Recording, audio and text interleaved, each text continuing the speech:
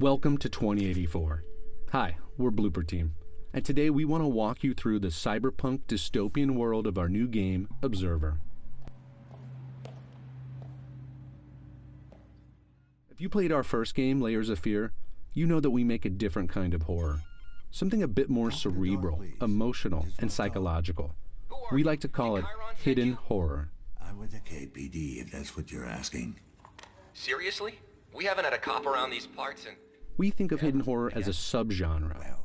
There are a million different types of action games out there, but you don't see that kind of diversity in horror games. Most horror games are designed completely around survival. Someone or something is trying to kill you, zombies usually, and you must survive, using whatever weapons you can find, like machine guns and grenade launchers, and the occasional machete.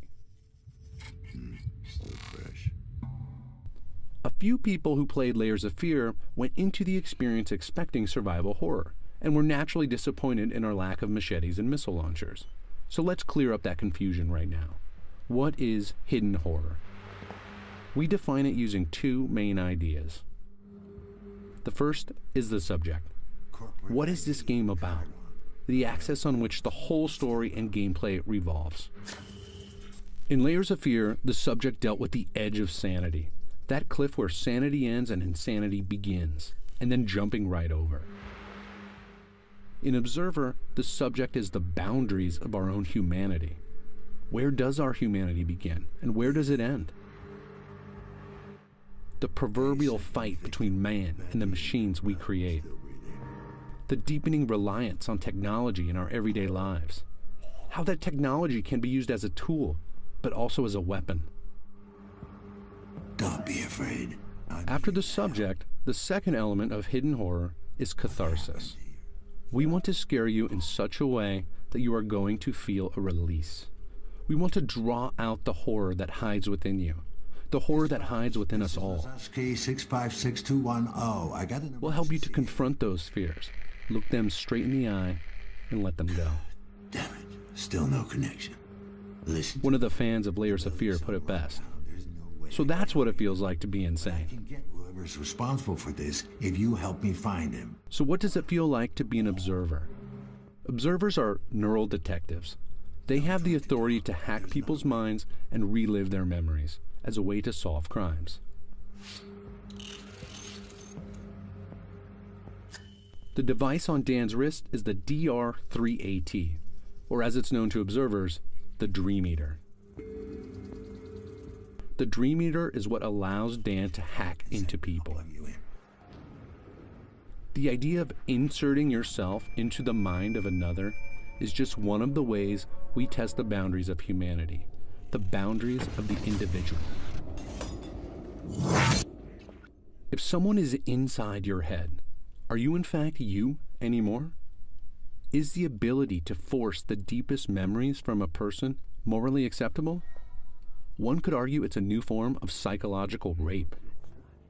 That's certainly how the Class C citizens of Krakow feel here in the year 2084. They are scared to death of observers and refer to them as leeches. If you read the tech headlines of today, this frightening future doesn't feel that far off. We already overshare on social media. We are also beginning to augment ourselves with implants like RFID chips and prosthetics. Has technology changed you? Are you being influenced without being aware of it? These are the type of questions we want you to ask yourself as you play Observer. One of the reasons people enjoy horror, enjoy nightmarish monsters scaring the daylights out of us in movie theaters around the world, is that it relieves tension. That's what catharsis is, emotional release. But in games, you make the choices. You decide what happens.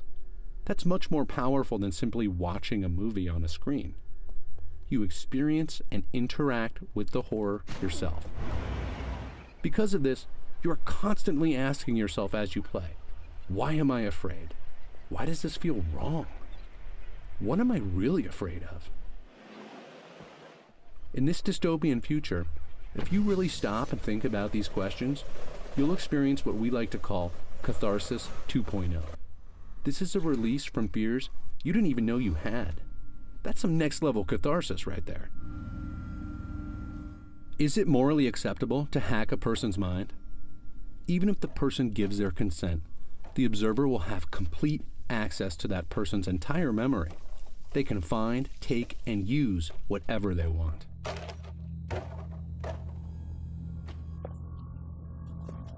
These memories are a private part of this man's life.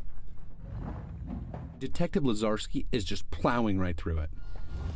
Dan is driven to go as deep as he possibly can to find the truth. In this man's mind, we will learn that he's an ex-con, a recovering drug addict. So we will see the bars of his mental prison he has created for himself, the chains of addiction that hold him back. Some people may rush through this and not notice. But those of us who stop and think about what we are seeing will experience something quite a bit more nuanced and layered. Everything is a symbol. Everything has meaning. The question is, what does it mean to you? At its heart, Observer is a mystery, and you will no doubt have a lot of questions building up as you play. These are your questions. If you stop and think about them, you may find your own answers, and maybe even a bit of release. That's the kind of horror we want to make at Blooper Team. That's hidden horror. Thanks for watching. We'll have a lot more Observer to share with you soon, and we can't wait for you to play Observer for yourself when it releases later this year. Until then, ask yourself, what would you do if your fears were hacked?